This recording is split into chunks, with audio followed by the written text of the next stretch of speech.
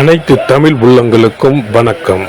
நாம் இந்த பதிவில் 2024ஆம் ஆண்டின் 11வது மாதமான மாசி மாதத்தின் 12 ராசிகளின் பலன்களையும் அதற்கான பரிகாரங்கள் என்னென்ன என்பதையும் இந்த பதிவில் விரிவாக காண்போம். எல்லோர் வாழ்விலும் பலமும் நலமும் செல்வ செழிப்பும் பெற எல்லாம் வல்ல இறைவனை வேண்டுகிறேன். வாழ்க வளமுடன். நிகழும் ஸ்ரீ மங்களகரமான தமிழ் வருடம் சோபகிருது 2024ஆம் ஆண்டு மாசி மாதம் 13/2/2024 செவ்வாய்க்கிழமை அன்று வளர்பிறை சதுர்த்தி திதியில் உத்திரட்டாதி நட்சத்திரத்தில் அமிர்த யோகம் சதுர்த்தி விரதம் கூடிய நன்னாளில் இந்த மகத்தான மாசி மாதம் பிறக்கின்றது. மாத தொடக்கத்தில் மாசி மாத கிரக நிலைகளை ஆராய்ந்து பார்க்கும் போது மேச ராசியில் குரு பகவானும், கன்னி ராசியில் கேது பகவானும், மகர ராசியில் செவ்வாய், புதன் மற்றும் சுக்கிர பகவானும் சஞ்சரிக்கின்றனர். கும்ப ராசியில் சனி பகவானுடன் சேர்ந்து சூரிய பகவானும் சஞ்சரிக்கின்றனர். மீன ராசியில் ராகு பகவான் சஞ்சரிக்கின்றார். தமிழ் மாதங்களில் 11வது மாதமான மாசி மாதம் இது வழிபாட்டிற்கு உரிய மாதமாகும். சூரியன் கும்பராசியில் பயணம் செய்வதால் இந்த மாதத்தினை கும்ப மாதம் என்றும் அழைப்பார்கள். சூரிய பகவான் பிப்ரவரி 13 அன்று மகர ராசியில் இருந்து கும்பராசிக்கு பயிற்சியாகின்றார்.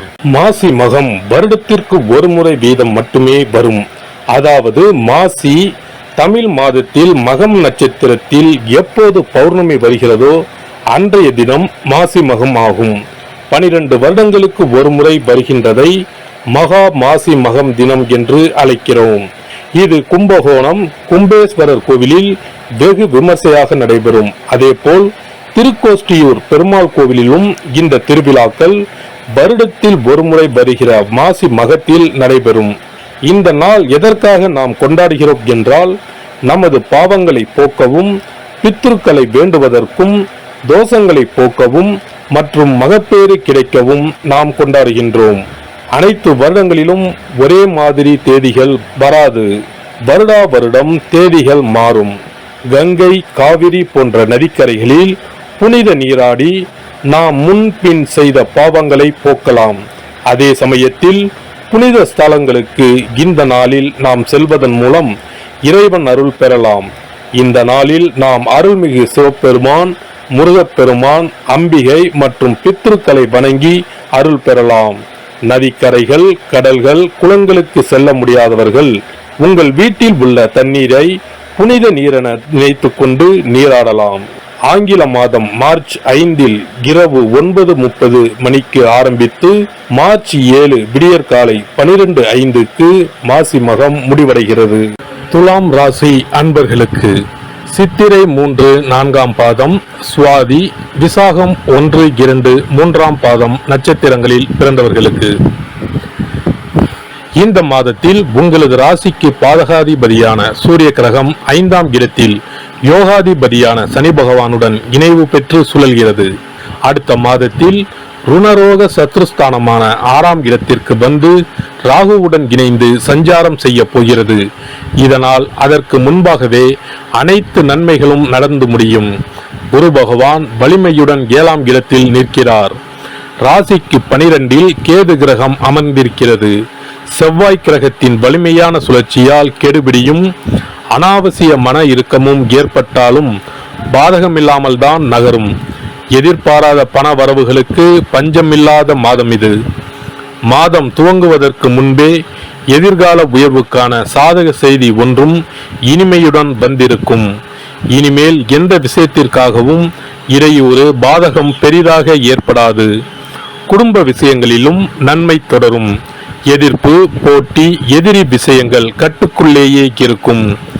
உத்தியோகம், பணி, பதவி, விஷய மேன்மை ஏற்பட்டு ஊதிய கவலைகளையும் தீர்க்கப் போகிற மாதம் இது. கடன், வழக்கு, பஞ்சாயத்து விஷயங்கள் முடிவுக்கு வரும். இளம் சுவாதி நட்சத்திரக்காரர்களுக்கான திருமண சுபகாரிய விஷயங்கள் நல்லபடியாக ஈடேறும். இல்லத்திற்கான உயர்தர உடைமைகள், பொன் பொருள், ஆபரணங்கள், வாரிசுகளின் எதிர்கால தேவை என்று திட்டம் போட்டு இருக்கிற விஷயங்களில் சாதகமான உயர்வுகளும் ஏற்படும். இம்மாத 3வது வாரத்திலிருந்து சுவாதி மற்றும் விசாக நட்சத்திரக்காரர்கள் பொன்னான அதிர்ஷ்டங்களை அடைவார்கள். இம்மாத சனி மற்றும் வெள்ளி செவ்வாய்க்கிழமைகளில் ஆச்சரியப்படுகிற உயர்வுகள் உண்டாகும். தொழில், வியாபார, நிர்வாக, பட்ஜெட் விஷயங்கள் இம்மாத 11ஆம் தினத்திற்கு பிறகு லாப வரவுகளை கொடுக்க போகிறது. இம்மாத 5, 13, 17, 25வது தினங்களில் நெடுங்கால ஆசை திட்டங்களை பூர்த்தி செய்து கொள்ளலாம். மிகப்பெரிய சந்தோஷங்களை கொடுக்க போகிறது. உயர்கல்விக்கான ஒத்துழைப்புகள் குடும்பத்தார் மூலம் உண்டாகும். எல்லாவித முயற்சிகளுக்கும் லாபம் கிடைக்கும். சொந்த தொழிலில் ஈடுபட போகிறீர்கள். பெரிய பதவி, பொறுப்பு வாய்க்கப் போகிறது. வியாபாரிகளுக்கு சென்ற சுமார் 1 வருடத்திற்கு மேலாகவே பின்னடைவையே கண்டு வந்த இத்துறையினருக்கு உலகளாவிய சந்தை நிலவரம் மிகவும் அனுகூலமாக மாறி வருகிறது. இந்த மாதம் நம்பிக்கை ஊட்டும் மாதமாகும். மேலை நாடுகளில் உலக பிரசித்தி பெற்ற உற்பத்தியாளர்களுக்கு சமமாக தரத்தில் உயர்ந்து வரும் இந்திய பொருட்களுக்கு உலக சந்தையில் நல்ல வரவேற்பு இருக்க உள்ளதை இப்போதே கிரக நிலைகள் எடுத்து காட்டுகின்றன. இது உங்களுக்கு ஒரு அரிய சந்தர்ப்பம், பயன்படுத்திக் கொள்ளுங்கள். கலைஞர்களுக்கு பல மாதங்களுக்கு பிறகு முதன்முறையாக கிரக நிலைகள் உங்களுக்கு சாதகமாக மாறி வருகின்றன. அரசியல் துறையினருக்கு புதிய வாய்ப்புகள் தேடி வரும். வருமானம் உயரும். ஆடம்பர வசதிகள் மீண்டும் கிட்டும்.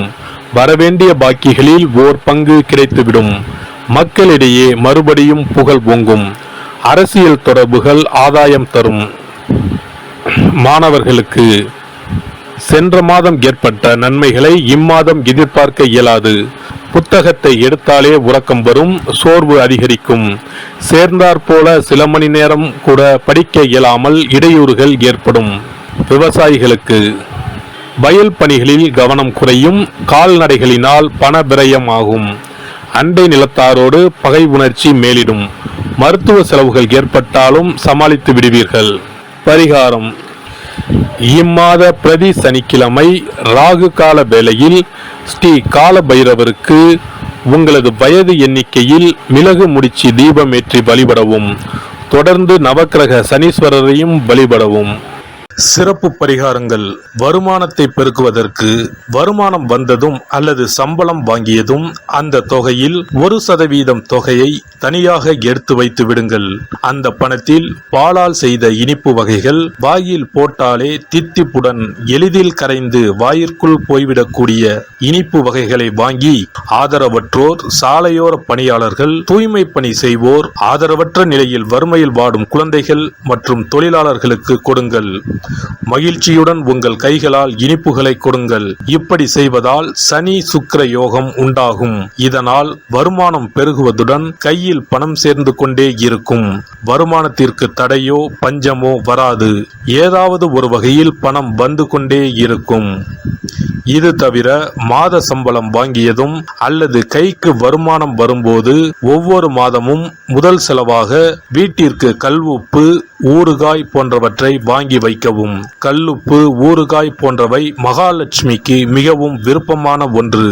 இந்த பொருட்கள் வீட்டில் இருந்தால் மகாலட்சுமியின் அருள் வீட்டில் இருந்து கொண்டே இருக்கும்.